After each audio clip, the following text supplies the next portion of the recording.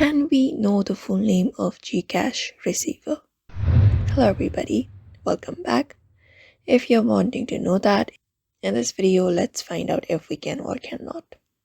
So for that, you can head over to your GCash application, and once you do, you should be finding something this kind of interface with sending money, loading, transfer, bills and everything.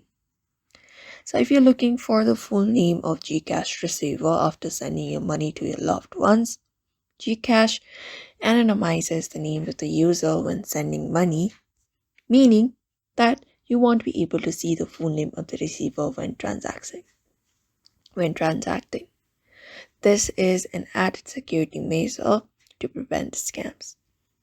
So GCash has implemented this change to protect users from potential scams that might use the receiver's name to impersonate them. So the most reliable way is asking the user itself directly, the receiver.